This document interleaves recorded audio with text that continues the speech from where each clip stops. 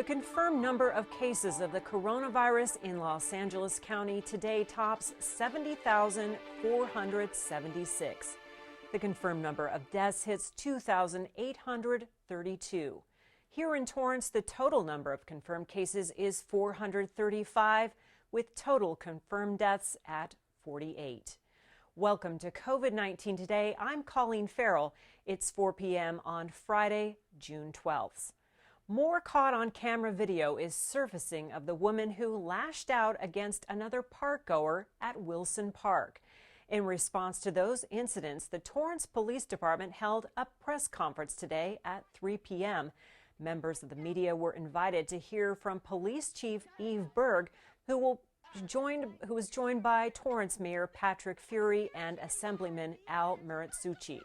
City Cable went Facebook Live from the press conference. You can log on to take a look. As many sectors throughout the state and here in Los Angeles County begin to reopen and lift restrictions, the Centers for Disease Control and Prevention shared a media telebriefing update, 2 guidelines on how to go about life heading into the summer months where gatherings are likely to occur and how to navigate through the health crisis safely. And we want to provide you with the information and suggestions you need to make decisions about which activities may be able to resume and what level of risk you may have to accept. So here's a general rule of thumb. The more closely you interact with others, the longer the interaction lasts, and the greater the number of people involved in the interaction, the higher the risk of COVID-19 spread. Understanding these risks and how to adopt different prevention measures can help you protect yourselves and others against the virus. That was CDC Deputy Director of Infectious Disease and COVID-19 Response Incident Manager Jay Butler. Butler, along with CDC Director Robert Redfield, both emphasized the importance of continuing to follow COVID-19 guidelines as the pandemic is not over. CDC officials reiterate the importance of social distancing, wearing face coverings in public, washing hands frequently, and staying home when at all possible, and avoiding large gatherings. Dr. Butler also gave some tips on best practices for navigating these summer months as family gatherings and cookouts with friends are likely occurrences. He suggests when dining out, choose to sit outside and social distance at least 6 feet away from other diners. If you go to the gym, use equipment that's easy to clean and sanitize. If your local library is open, see if CURBSIDE is available to minimize contact with others. And if you want to gather with friends, consider using single-serve items and remind guests to wash hands before and after arriving. The new guidelines come as Americans head into the summer months and hope to resume some normalcy. The CDC hopes these guidelines will help prevent future transmission and give people guidelines on what will be the new normal for the immediate future. You can find these new guidelines online at cdc.gov. Los Angeles County health officials gave the official green light for a number of new businesses to reopen in LA County. There's still quite a few businesses that aren't allowed to reopen just yet. Here's a list of businesses that are allowed to open beginning today. Gyms, day camps, museums, campgrounds, zoos, aquariums, outdoor recreation and pools, hotels for leisure travel, pro league arenas but without audiences, music, film, and TV productions. Now here's what you won't find open just yet: nail salons, tattoo shops, bars and wineries, movie theaters, arcades, and bowling alleys. Now, despite getting the green light to reopen, it doesn't necessarily mean businesses in these sectors will be ready to open today. Many are calling back employees, working out staffing schedules, and implementing safety protocols before being able to reopen to the public again. And while each business will implement their own safety protocols, what you'll find common across the board are face mask requirements, temperature checks, online reservations, social distancing, contactless payment, and strict cleaning and sanitation guidelines. Los Angeles County Public Health announced today an update on the public health order for beaches. With the revised update, piers can reopen and beachgoers will now be allowed to bring chairs and canopies and coolers to the beach. Summer beach and surf camps are also now allowed to open. Beach volleyball, however, is still prohibited. The much-anticipated reopening of Del Amo Fashion Center's popular department store, Nordstrom, is finally here. Doors officially reopened this morning, welcoming back customers to shop in store. The two-story Nordstrom is joining the list of retailers that have reopened at the Del Amo Fashion Center. But as shoppers return, they will notice many changes. Nordstrom officials say they are closing some of their fitting rooms and also cleaning them between each use. And merchandise that's been tried on or returned is put on hold for a period of time before it's put back on the sales floor. There's more space at entrances and in the aisles to provide for social distancing and new protocols in high-touch shopping areas. They've installed plexiglass partitions at the checkout areas as well. They will also be monitoring the number of people shopping at the location. Del Amo Fashion Center closed on March 19th in order to address the spread of COVID-19. Staff has designed a complete list of safety protocols that include enhanced sanitization and disinfecting, using the Centers for Disease Control approved products with an emphasis on high traffic areas, hand sanitizing stations throughout the property, signage promoting CDC guidelines for maintaining personal hygiene, and much more. Nordstrom is still offering curbside pickup between 11 a.m. and 7 p.m. The United States Department of Transportation announced plans to distribute nearly 100 million masks for passengers. Cloth facial coverings will be supplied to not only aviation, but transit agencies and passenger rail transportation sectors for passengers to use. This comes after a transportation worker complained to a House panel about the lack of enforceable standards to protect workers and passengers from COVID-19. The cloth masks, distributed in partnership between the Department of Transportation, Homeland Security, and Health and Human Services, were secured by FEMA. Close to 87 million masks will go to airports. Just over 9 million will be sent to 458 transit agencies and Amtrak to ensure the protection of riders who use these essential services. A big-name retail warehouse chain announced plans to make shopping easier for patrons during the ongoing coronavirus pandemic. Sam's Club is launching curbside pickup nationwide, and the contact-free service is expected to be available at all locations by the end of June. The store has already been piloting curbside pickup at 16 different locations, and based off customer preferences, they will now expand it to 597 clubs across the country. You must have a membership in order to take advantage of the curbside service, and when shopping online, products eligible will be marked "Pick up in store." Upon arrival, members will be directed to a designated pickup spot, and an associate will load items into the car. Officials say while free curbside is a Plus member benefit, they are temporarily making the service available to all members during the COVID-19 pandemic. Sam's Club will continue to offer its concierge service for seniors and high-risk members and hero hours. The Torrance Sam's Club is located in the Torrance Crossroads Shopping Center off Sky Park Drive. Millions of students may have been impacted by a computer glitch recently impacting their credit scores. Student Loan Services Great Lakes Education Loan Services allegedly mishandled reporting the student loan status and provided inaccurate information about millions of student loan borrowers to Equifax, TransUnion, and Experian, which then reported that wrong information to third parties like Credit Karma. Now, this glitch happened in early May, and nearly 5 million students paying off their college loans may have seen a recent change in their credit scores as a result. Great Lakes realized there was an inconsistency between their reporting and that of other student loan services. Instead of reporting borrowers as current with monthly payment of $0, Great Lakes reported borrowers as current with deferred monthly payment of $0. While credit reporting should have been treated as if a loan payment was made, borrowers began discovering dramatic drops in their credit scores by the end of May. The company acknowledged the inconsistent coding and let borrowers know adjustments would be made in the reporting. All 4 reporting agencies have processed the file.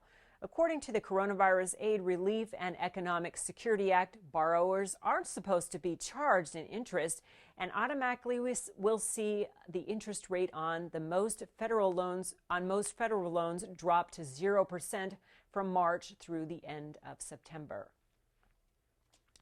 New data released by the Los Angeles Homeless Services Authority says the number of homeless people counted across the county jumped 12.7% over the past year and could spike again once the full impact of the coronavirus pandemic is felt. The data was collected in January's annual homeless count. California has estimated 150,000 homeless, a population of 150,000 homeless people, the largest in the nation, with more than 66,000 in Los Angeles who are without a home. Los Angeles County instituted a moratorium on evictions for those during the pandemic. The silver lining to the virus among the homeless have been that officials have had to move people into homes more rapidly. Some 6,000 homeless residents have been sheltered since the outbreak began. More than half of those moved into hotels under Project Roomkey, a state program established to get those most vulnerable to COVID-19 off the streets, at least temporarily. An annual career fair with big-name employers is going virtual this year. The South Bay Workforce Investment Board will hold its Blueprint for Workplace Success Youth Job Fair online. It takes place next Wednesday from 10 a.m. to 3 p.m. through Zoom, and there's still time to register. Participants will be able to hear from a rotation of in-demand employers about career options, company culture, and what it's like to work in their field. They will also share what precautions are being taken to protect workers' safety during COVID-19. So far, scheduled employers include Nike, Allied Universal, FedEx, and SoFi Stadium. There will be a facilitated question and answer event as well. South Bay Workforce Investment Board hopes people will get the opportunity to engage with employers while building virtual professionalism skills. Participants are invited to create a 30-second elevator speech video for employers attending. Select videos will be featured during the event, and one winner will win $200 for most professional presentation. You can send your video and resume to SBWIB Special Projects at sbwib.org. You can register at southbaynonestop.org/virtual-blueprint. A complete list of scheduled employers will be sent to those registered. The South Bay Workforce Investment Board also received a grant of $800,000 to offer relief in helping people without work. The SBWIB was awarded the California Employment Development Department funds to provide employment recovery services, including job training and placement for workers displaced as a result of the COVID-19 pandemic for the next 24 months. A minimum of 145 affected workers who are unlikely to go back to their previous jobs will receive job training services and be placed into jobs. They also have plans for customized hiring fairs with employers, coordinating job recruitments, and online virtual hiring events. Officials say companies facing mass job dislocation and closures have impacted more than 21,000 workers in the area. SBWIB Executive Director Jan Vogel says he is hopeful they will be able to reemploy all those clients quickly. The board serves 11 South Bay communities through its 4 South Bay one-stop business and career centers. For more information, head to sbwib.org. El Camino College is celebrating their class of 2020 today with its first virtual ceremony. This is taking place right now online. Students will be honored and recognized for all their hard work. in achieving this milestone in their academic career. This will be ECC's 73rd annual commencement ceremony. El Camino touts one of the largest transfer rates to local universities from UCLA to USC to Cal State universities. You can watch the virtual ceremony on ECC's Facebook page or at elcamino.edu/commencement. An annual tradition at El Camino College continues with some modifications. This year, you'll find that ECC's Student Art Show has gone virtual since the pandemic. The 2020 Student Art Show has been open to the public online. It's presented by the El Camino College Art Gallery. It showcases the talent and skills of the students in ECC's art programs, from paintings, campaigns, 3D designs, drawings, watercolor paintings, and jewelry, to name a few. You can scroll through each art piece to take a tour virtually. The show was moved online in mid-May. Usually it's open to the public at the Art Gallery Spring Student Art Show. To check out the art show, head to elcamino.edu and search Art Show. The Torrance Theater Company has been hard at work to continue offering the community live theater productions with a new program called Play at Home. TTC first launched its virtual production of Last Train to Nabrock on May 31st. Their next show is scheduled for this Sunday, called Slow Food, about a vacationing couple who celebrates their anniversary at a Greek restaurant in Palm Springs. But will the marriage survive the service? It's the next in a series of free online stage recordings. Torrance Theater Company actors, directors, the technical team, as well as volunteers have dedicated their time to create projects to entertain the community from the comfort of their homes. These are free to watch, and minimal production costs have been absorbed by the Friends of the Torrance Theater Company. TTC is utilizing a combination of Zoom and YouTube Live to bring the performances to their online platform. You can check them out online at torrancetheatercompany.com. After 15 years of service to the Torrance community, Torrance Superintendent of Schools Dr. George Mannon is getting ready to say goodbye, and City Cable was able to sit down with Dr. Mannon for an exclusive interview to talk about all of his accomplishments and fondest memories. Here's a sneak peek. I think in our home, education was always held in high esteem. So I think that was the influence. The needs of the district at the time in 2005 were really some of the strengths I have in solving problems. So it was really a fairly good match between what the district needed and the history of what I have done as a superintendent. You can catch the full video immediately following this broadcast of COVID-19 Today. You can also find the video on our YouTube channel. With Father's Day coming up, we want to celebrate dads, father figures, and the men in your life. Email us a photo of your special person, his name, and we'll be sure to share it on our Father's Day show that's coming up on Sunday, June 21st. Wrapping up our graduation week here in Torrance, we want to celebrate the class of 2020 and all of your big milestones. Congratulations to William Benjamin Brandt. He is the son of Bob and Lori Brandt from the Red Car Brewery. He is a graduating senior at South High School. He was the president of the debate team for the last 2 of 4 years that he participated at South. He was a member of the ASB and was Public Relations Commissioner. He was president of the YMCA Youth in Government program and was also named YMCA South Bay Youth Volunteer of the Year. He's hoping to continue his speech and debate career at El Camino College in the fall.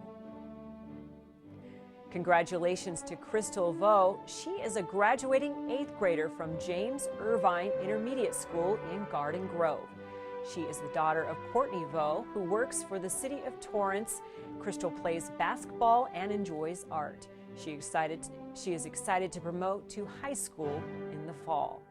Congratulations to all of our graduates. Now, whether it's a preschool promotion or college graduation and every milestone in between, Send us your photo and let us know what school you're graduating from, and we'll be sure to share it on our show. Email us at covid19today@torranceca.gov. Well, before we go, at the end of each program, we like to share stories from our community. Feel-good pictures and images and videos that remind us of how resilient our community is and reflects how Torrance cares. Local Peruvian restaurant El Pollo Inca is showing their support for local medical heroes. They donated meals to staff at Providence Little Company of Mary Medical Center in Torrance. We love seeing how local businesses continue to partner with the community to show their support of the important role of these essential workers. It's just one of the many ways we're seeing how Torrance cares. Now, if you have a great story or have pictures or videos you'd like to share or just want to say hello, please email us at covid19today@torranceca.gov. Stay informed by signing up at torranceca.gov/Torrance Alerts. Subscribe to City Cable's YouTube channel and be sure to like the city's Facebook page. That's our update for COVID-19 today. We hope you'll join us again tomorrow at our special time. Due to this week's extended council meeting, COVID-19 Today will broadcast at 4 p.m. on Saturday and Sunday. Leslie Robbins will be in the studio tomorrow to bring you the latest updates. Be safe, stay healthy, and thanks for tuning in. We'll see you next time.